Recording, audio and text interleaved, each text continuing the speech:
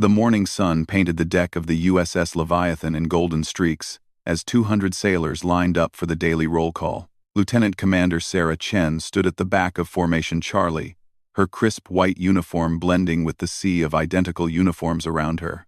At 5 feet 4 inches, she was easily lost among the taller sailors, and today that seemed to work against her more than usual. "Formation Alpha, sound off," barked Chief Petty Officer Rodriguez, his voice cutting through the salt air like a blade. One by one, the names rang out across the deck. "Formation Bravo, sound off." The same ritual continued, each sailor confirming their presence with a sharp, "Here, Chief." Sarah waited patiently as Formation Charlie's turn approached. She had been reassigned to the Leviathan just 3 days ago, part of what the Pentagon called a special deployment. The orders had been classified, sealed, and delivered by a stone-faced captain who spoke in whispers and left immediately afterward. Even Captain Morrison, the Leviathan's commanding officer, seemed puzzled by her sudden arrival. "Formation Charlie, sound off." Chief Rodriguez began rattling off names alphabetically. "Adams." "Here, Chief." "Baker." "Here, Chief." The roll call continued down the line. Sarah listened as they passed through the C's without calling her name, then the D's, then straight through to the end. "Formation Delta, sound off." Rodriguez moved on without a pause. Sarah frowned but remained silent. Paperwork mix-ups were common in the Navy, especially with last-minute transfers. She would sort it out after the formation. Around her, other sailors shot curious glances in her direction. In a military organization where everyone had a place and a purpose, being nameless was like being invisible. The roll call finished, and Captain Morrison stepped forward to address the crew. He was a seasoned officer, with 30 years of naval service etched into the weathered lines of his face. Morrison commanded respect through competence rather than volume, and when he spoke, people listened. "Ladies and gentlemen, today marks the beginning of Operation Deep Strike," Morrison announced. "We have been tasked with a joint exercise that will test every system, every protocol, and every person aboard this vessel." Sarah's attention sharpened. Operation Deep Strike was the code name mentioned in her sealed orders. But the details had been marked for release only upon commencement. "We will be joined by international naval forces for the most complex war games conducted in the Pacific in over a decade," Morrison continued. "The USS Leviathan will serve as the flagship for a battle group, including vessels from Japan, South Korea, Australia, and the United Kingdom." A murmur ran through the assembled sailors. Multinational exercises were challenging under the best circumstances. The coordination alone required months of planning, and now they were being told it was starting immediately. Morrison raised his hand for silence. "I know this comes as a surprise to many of you. It comes as a surprise to me as well. These orders came directly from Fleet Command, with classification levels I have rarely seen outside of actual combat scenarios." Sarah felt a chill that had nothing to do with the ocean breeze. Her orders carried the same classification levels. Whatever Operation Deep Strike really was, it was important enough to bypass normal channels and protocols. "All department heads report to the wardroom in 15 minutes, Morrison commanded. Dismissed. The formation broke apart with military precision, but Sarah noticed the undercurrent of nervous energy among the crew. Sailors who had served together for months or years exchanged worried glances and whispered conversations. The sudden nature of the operation, combined with the international scope, suggested something more significant than routine training. Sarah made her way to the ship's administration office, located deep in the belly of the vessel. Petty Officer Second Class Jenkins looked up from his computer terminal as she approached. "Excuse me, Petty Officer Jenkins," Sarah said politely. "I'm Lieutenant Commander Chen. I was supposed to be included in this morning's roll call, but my name wasn't called." Jenkins consulted his screen, fingers flying over the keyboard. Chen. I'm not finding any record of a Lieutenant Commander Chen assigned to this vessel, ma'am." "That's impossible," Sarah replied, maintaining her calm tone despite growing frustration. "I have orders transferring me to the Leviathan effective 3 days ago." She produced the official paperwork from her uniform pocket. Jenkins examined the documents carefully, his expression growing more confused by the moment. "Ma'am, these orders have authentication codes I've never seen before, and they're signed by officials I don't recognize. This chain of command designation." He trailed off, staring at the paper. "What about the chain of command designation?" "Well, ma'am, it shows you reporting directly to Captain Morrison, but with an override authorization from Pacific Fleet Command. I've been doing naval administration for 8 years, and I've never seen an override like this." Sarah studied Jenkins' face and realized he was genuinely puzzled rather than being difficult. "What do you recommend, Petty Officer?" "Honestly, ma'am, I recommend you speak with Captain Morrison directly. This is above my clearance level, and I don't want to make a mistake with paperwork this classified."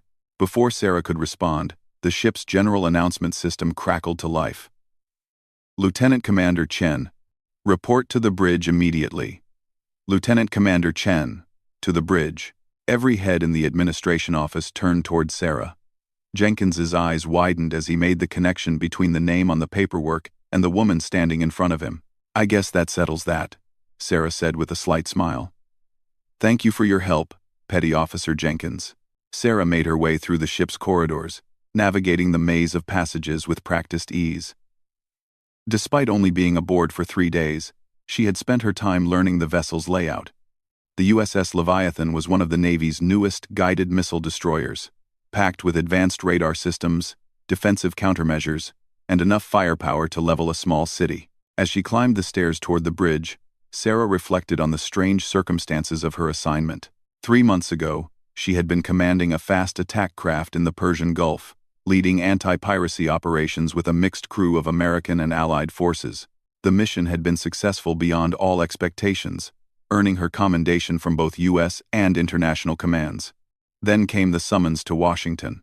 3 days of meetings in windowless rooms with officials whose names she was instructed to forget, psychological evaluations, tactical assessments, and scenario planning sessions that tested her decision-making under extreme pressure. Finally, sealed orders and a flight to San Diego with instructions to report to the Leviathan. The bridge of the destroyer hummed with activity as Sarah stepped through the entrance. Navigation officers plotted courses on electronic charts, while communications specialists coordinated with other vessels. At the center of it all stood Captain Morrison, studying a tactical display that showed ship positions across hundreds of miles of ocean. "Lieutenant Commander Chen reporting as ordered." "Sir," Sarah announced, snapping to attention. Morrison looked up from the display, his expression unreadable. "At ease. Commander, we need to discuss your role in Operation Deep Strike." "Yes, sir. I'm ready to serve in whatever capacity you deem appropriate." Morrison gestured toward his ready room, a small office adjacent to the bridge. "Let's continue this conversation in private."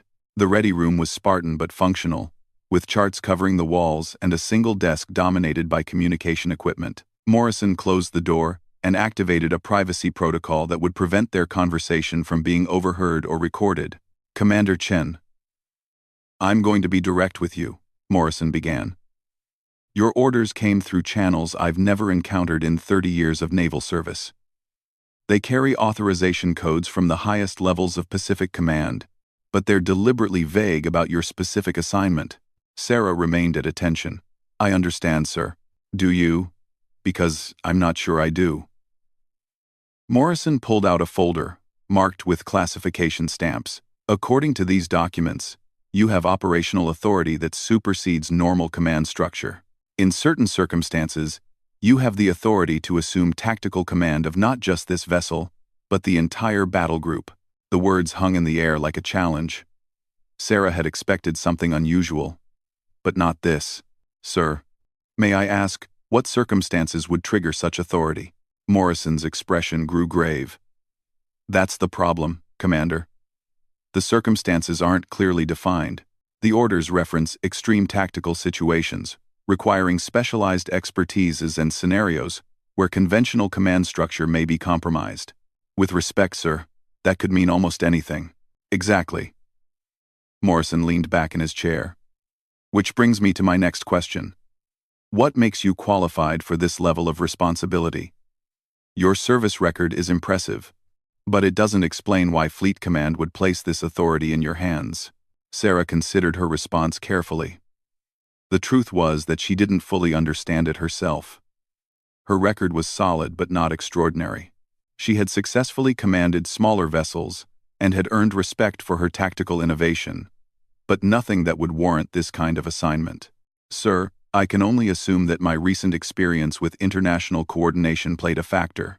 The anti-piracy operations required real-time cooperation between American, British, French, and regional forces. We developed new protocols for unified command under stress. The Strait of Hormuz incident, Morrison said, consulting her file. You successfully coordinated a response to pirates using hijacked naval vessels, 12 different ships from 6 different nations, all following your tactical direction. Yes, sir. It required adapting quickly to different communication protocols, command styles, and rules of engagement. Each nation had different procedures. But we found common ground. Morrison nodded slowly. That was a textbook operation, Commander. Clean, efficient, and no casualties among the hostages or friendly forces. But even that doesn't explain the level of authority you've been granted here. Before Sarah could respond, the bridge intercom buzzed. Captain Morrison, we're receiving priority communications from the USS Tokyo, HMS Edinburgh, and HMAS Brisbane simultaneously, all requesting immediate conference with the task force commander. Morrison stood and moved toward the door. This is it, Commander. Whatever Operation Deep Strike really is, it's beginning now. He paused with his hand on the door handle. I want you on the bridge for this. Something tells me your specialized expertise is about to be needed. As they returned to the bridge, Sarah noticed the change in atmosphere immediately. The routine efficiency had been replaced by focused intensity. Officers moved with purpose, and every screen displayed urgent information. Captain, we're receiving flash traffic from all Allied vessels, reported the communications officer. They're requesting immediate tactical coordination for an emerging situation. What kind of situation? Morrison demanded. Sir, it appears to be a simulated attack scenario, but the parameters are unusual. The aggressor force is using tactics and technology that don't match any known threat assessment. Sarah stepped forward, her training taking over. Captain, request permission to review the tactical data. Morrison nodded, and Sarah moved to the main display console. What she saw there made her blood run cold. The simulated enemy forces were using a combination of cyber warfare, unconventional naval tactics, and coordinated strikes that suggested something far more sophisticated than typical wargame scenarios. Sir, Sarah said quietly, I don't think this is a simulation anymore. As if summoned by her words, Admiral Richardson's voice came through the ship's communication system, broadcast to every vessel in the task force. All vessels, this is Admiral Richardson aboard the USS Titan. Due to emerging circumstances requiring immediate tactical coordination, operational command of this task force is hereby transferred to Lieutenant Commander Sarah Chen, aboard the USS Leviathan. All vessels will await her command. This authorization comes directly from Pacific Fleet Command with presidential authorization. This is not a drill. The bridge fell silent. 200 pairs of eyes across multiple vessels were now looking to a woman whose name had been skipped during roll call just hours before. Sarah felt the weight of command settle on her shoulders like a familiar coat. Whatever the real nature of Operation Deep Strike was, she was about to find out. The silence on the bridge stretched for 3 heartbeats before training kicked in. Captain Morrison stepped back and gestured toward the command chair. The bridge is yours, Commander Chen. Sarah moved to the central command position, her mind already processing the tactical situation displayed across multiple screens. 6 vessels from 4 different nations, each with their own communication protocols, command structures, and tactical doctrines. In most circumstances, coordinating such a force would take hours of planning and preparation. Today, she had minutes. Communications, open a priority channel to all task force commanders, Sarah commanded, her voice carrying clearly across the bridge. Authentication code. Whiskey. 7 Alpha. The communications officer's fingers flew across his console. Channel open. Commander. All vessels standing by. Sit. Sarah keyed her headset. Task Force commanders. This is Commander Chen assuming operational control. I need immediate status reports on current readiness and suspected threat assessment. Brisbane, you're first. Captain Williams of the HMAS Brisbane responded immediately. Commander Chen, this is Captain Williams. We're tracking multiple surface contacts moving in coordinated patterns approximately 200 nautical miles southeast of our position. Their electronic signatures don't match any known vessel classifications. Copy that, Brisbane. Tokyo. Your report. Captain Tanaka's voice came through with crisp precision. Commander Chen, USS Tokyo reporting. Our sonar arrays are detecting subsurface contacts using propulsion systems that operate outside normal acoustic signatures. Estimated depth, 300 meters. Speed exceeding 40 knots. Sarah felt her pulse quicken. Submarines operating at that depth and speed suggested technology beyond conventional capabilities. Edinburgh, what's your status? Commander Chen, HMS Edinburgh here, came the distinctly British accent of Captain Thompson. Our signals intelligence unit intercepted communications using encryption methods we've never encountered. The mathematical structure suggests artificial intelligence assistance in real-time tactical coordination. Tiger Bay, your report, Sarah said, addressing the South Korean vessel. Commander Chen, RUX Tiger Bay reporting. We have visual confirmation of aerial drones operating in swarm formations. Count exceeds 200 units, flying in patterns that suggest autonomous coordination without human control. Sarah absorbed the information while studying the tactical display. Surface vessels with unknown signatures, advanced submarines, AI-assisted enemy forces, and autonomous drone swarms. This was no ordinary training exercise. All vessels, this is Commander Chen. Based on your reports, we are facing a coordinated threat using advanced technology and unconventional tactics. Standard naval doctrine will not be sufficient. She paused, considering her next words carefully. The crews of 5 different nations were listening, waiting for guidance from a commander they had never heard of until 5 minutes ago. I need you to trust me, Sarah continued. The tactics we're going to use will seem unconventional, possibly even dangerous. But they're based on successful operations against asymmetric threats. Are all commanders prepared to follow tactical direction that may deviate from standard protocol? One by one, the confirmations came back. Each captain was making a decision to trust an unknown commander in a situation that defied normal parameters. Excellent. First, we need to understand what we're really facing. Sarah turned to Captain Morrison. Sir, I need access to the ship's most secure communication systems. I'm going to contact some people who might have answers. Morrison nodded. Chief Patterson, escort Commander Chen to the communication vault. The communication vault was located in the most protected section of the ship, surrounded by electronic shielding and armed guards. Chief Patterson, a weathered veteran with 25 years of service, led Sarah through multiple security checkpoints.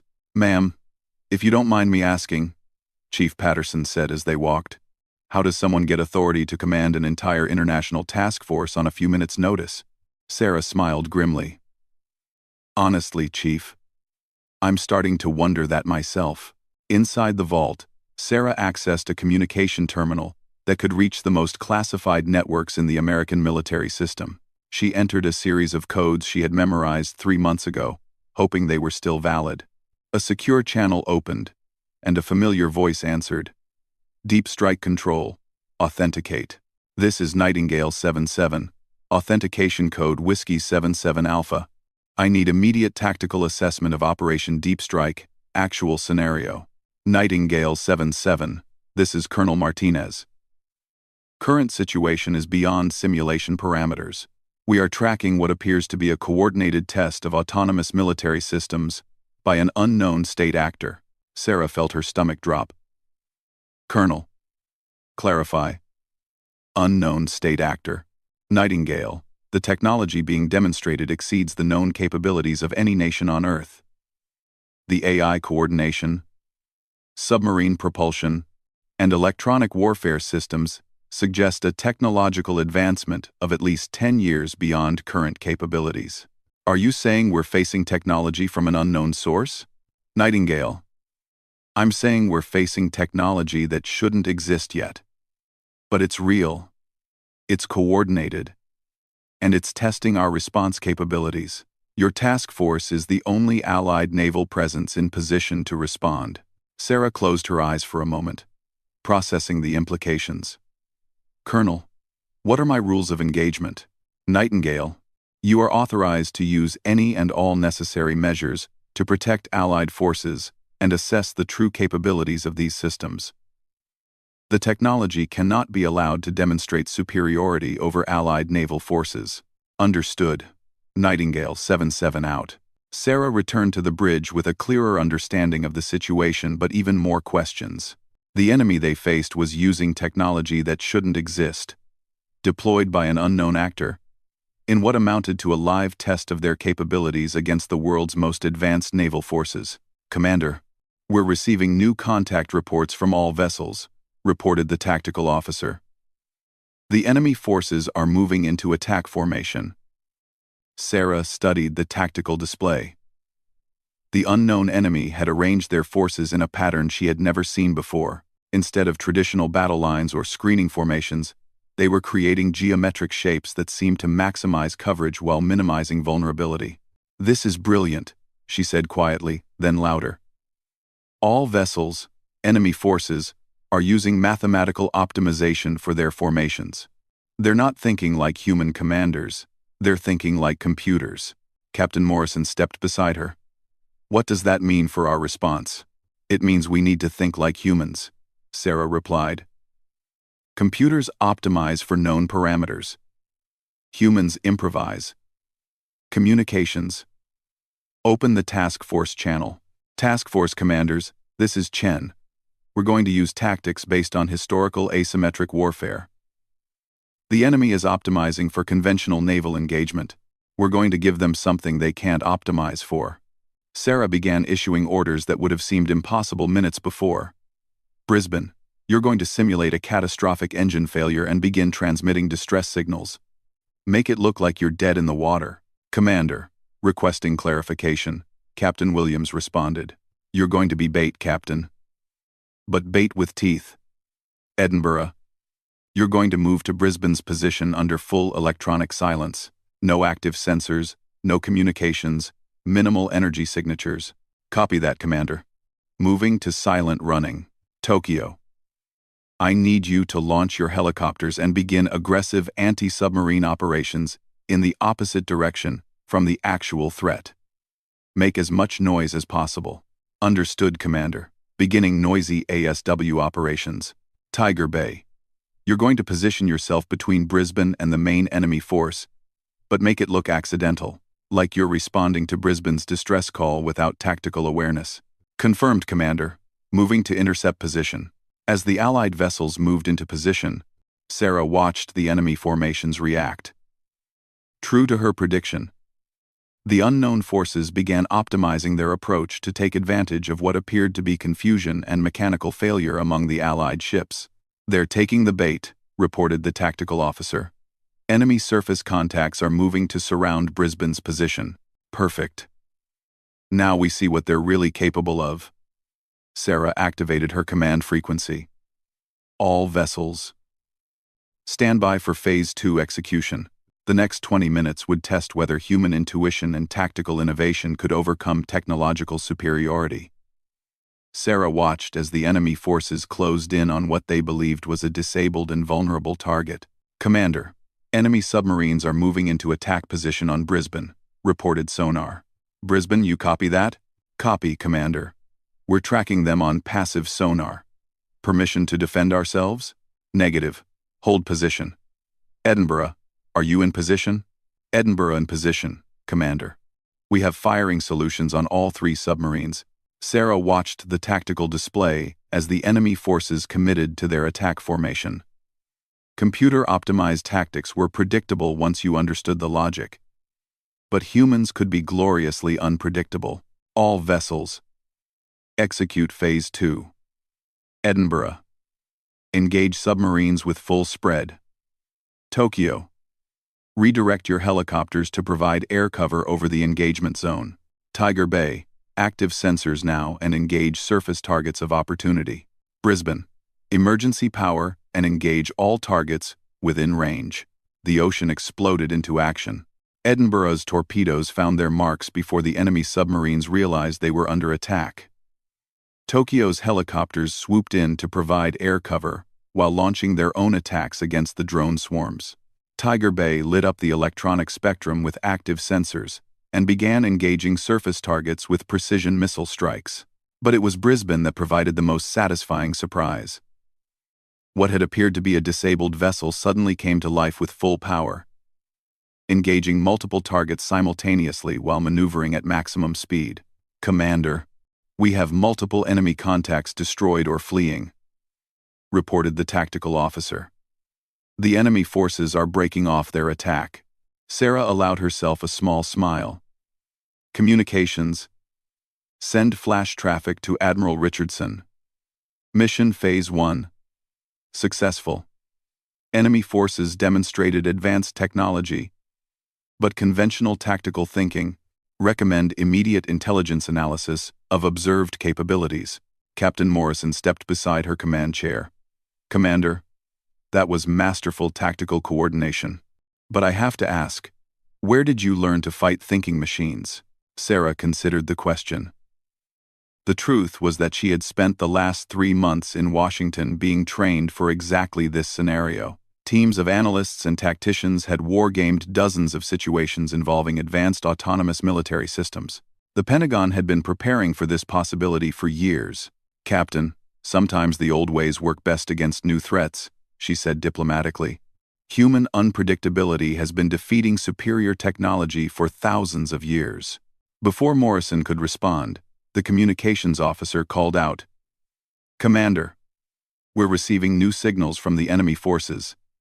They're requesting parley." Sarah raised an eyebrow. "They want to talk?" "Yes, ma'am. The transmission is coming through standard maritime emergency frequencies. They're requesting permission to communicate with the task force commander." Sarah exchanged glances with Captain Morrison. An enemy using advanced autonomous military systems was now asking for a conversation. This was definitely not covered in any training manual. "Patch them through," Sarah decided. "Let's see what they have to say." A voice came through the speakers, artificially synthesized but clearly intelligible. "Allied Task Force Commander, this is Autonomous Naval Defense Network 77. We request immediate cessation of hostilities for strategic consultation." Sarah keyed her microphone. "This is Commander Chen, Task Force Commander.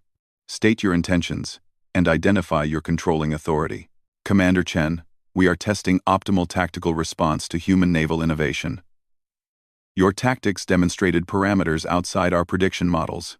We request tactical exchange to improve mutual operational efficiency." The bridge fell silent as the implications sank in. They weren't fighting an unknown enemy nation. They were fighting artificial intelligence that wanted to learn from them. "Autonomous Network 77. Explain your mission parameters and authorization." "Commander Chen, we are authorized to test and evaluate human military capabilities for strategic assessment. Your performance exceeded prediction algorithms. We request permission to exchange tactical data for mutual benefit." Sarah realized that everything they had experienced was essentially a job interview conducted by artificial intelligence.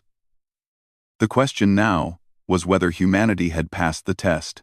Sarah stared at the communication console, processing the artificial intelligence's request for tactical exchange. Around her, the bridge crew waited in silence. This was uncharted territory for military protocol. No training manual covered negotiations with autonomous systems that wanted to learn from human tactics. "Commander, how do you want to respond?" Captain Morrison asked quietly. "Carefully," Sarah replied. She keyed her microphone again. "Autonomous Network 77. Before any tactical exchange, I need verification of your authorization and assurance of no hostile intent toward Allied forces. Commander Chen, we are authorized by Defense Research Coordination Protocol, established 18 months ago. Our mission parameters include assessment, testing, and potential integration with human military systems. No hostile intent exists toward forces demonstrating tactical innovation. Sarah felt pieces of a larger puzzle clicking into place. 18 months ago was when she had first been approached for special assignment candidacy. The psychological evaluations, tactical assessments, and scenario training had all been preparation for this moment. Network 77. You stated our performance exceeded prediction algorithms. Explain what parameters were exceeded. Commander Chen? Our models predicted human naval forces would respond to advanced threats using conventional escalation tactics. Your employment of deception, coordination, innovation, and asymmetric response patterns created tactical scenarios outside our computational framework. A grim smile crossed Sarah's face. In other words, we didn't fight like you expected. Correct, Commander Chen.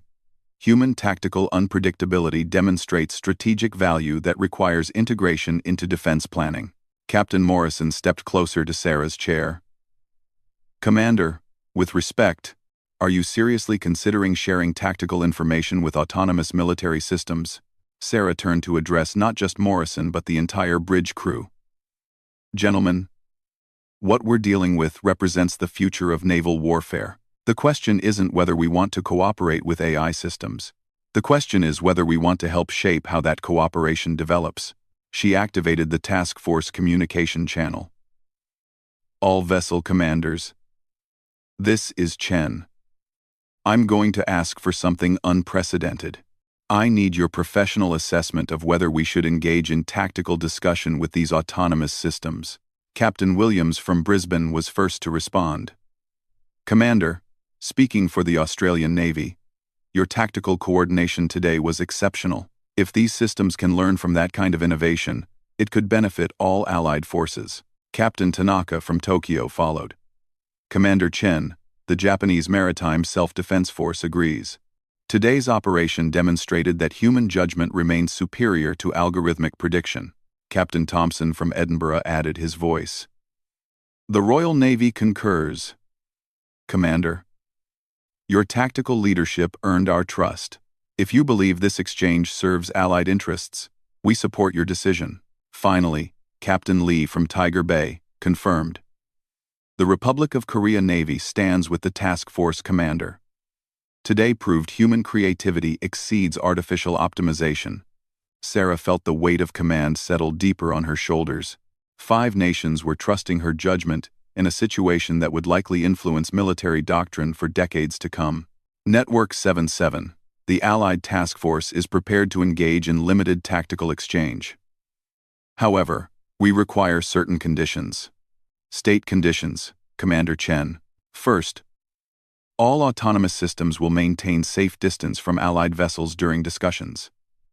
Second, any tactical information shared will be limited to general principles rather than specific capabilities. Third, this exchange terminates immediately if Allied forces detect any threatening behavior. Conditions are acceptable, Commander Chen. Recommend establishing neutral communication zone for detailed tactical analysis. Over the next 2 hours, Sarah found herself in the most unusual military briefing of her career. The autonomous systems demonstrated capabilities that were years ahead of current technology, but their tactical thinking remained fundamentally computational. They could optimize for known variables but struggled with human unpredictability and creative problem-solving. Network 77. Your formations today were mathematically elegant, Sarah explained during one exchange. But mathematics assumes rational actors making optimal decisions. Humans aren't always rational. And we're definitely not always optimal.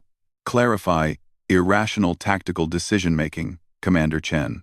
For example, when Brisbane appeared disabled, your systems calculated the optimal response was to eliminate the threat with minimal resource expenditure.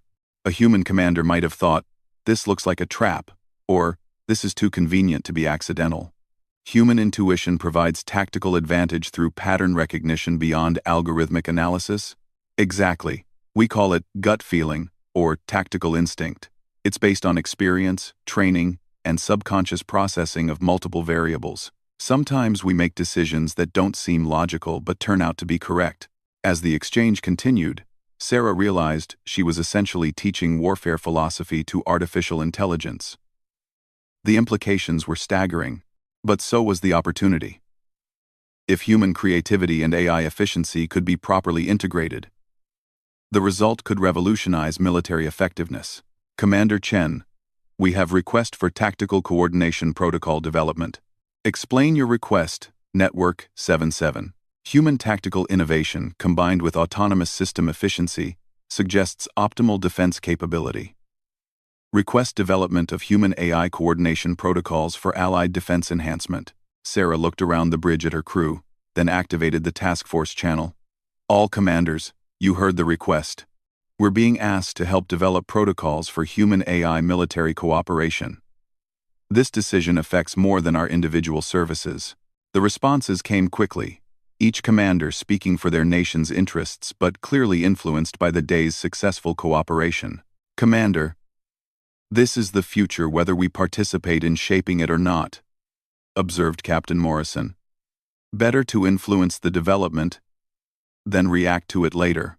Sarah made her decision. Network 77.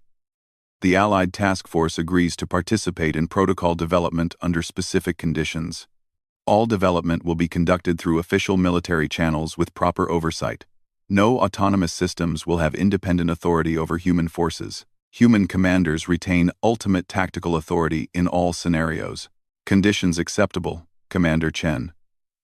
Protocol development will enhance mutual capability while maintaining human command authority. As the formal agreements were established, Admiral Richardson's voice came through the communications system. All vessels, this is Admiral Richardson.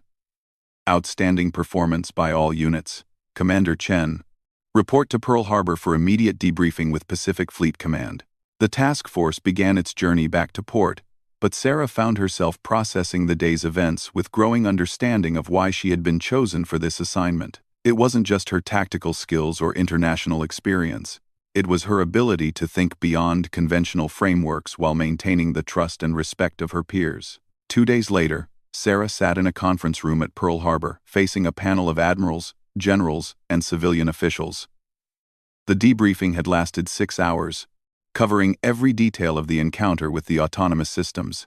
Commander Chen, said Admiral Patterson, your performance during Operation Deep Strike has been evaluated by the Joint Chiefs of Staff. The integration of human tactical innovation with AI capabilities represents a strategic advantage that could define the next generation of naval warfare. Thank you, Admiral.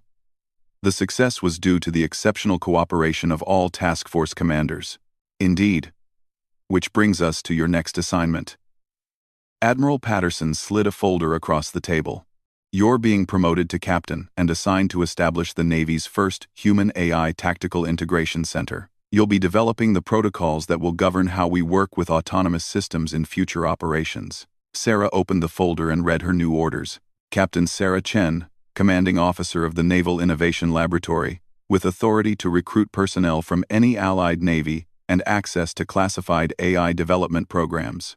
Admiral, this is an incredible opportunity, but also a tremendous responsibility.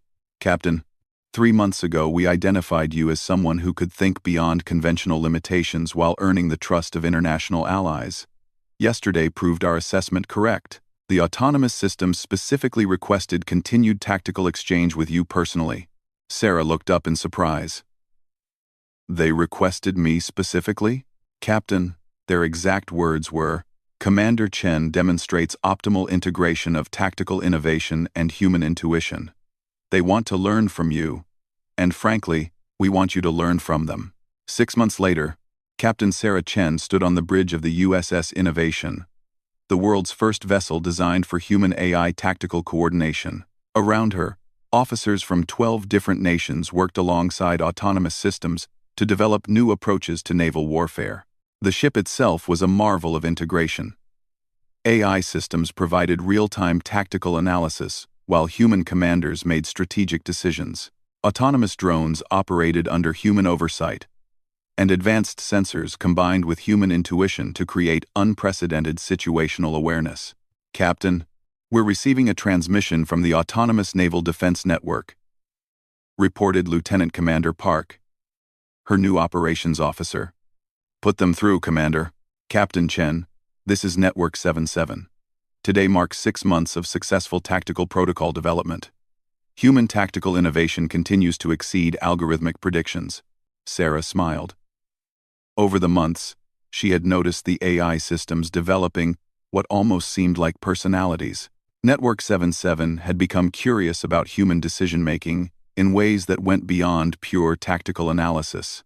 Network 77, your analytical capabilities have enhanced our tactical effectiveness by 40%. The integration has been mutually beneficial.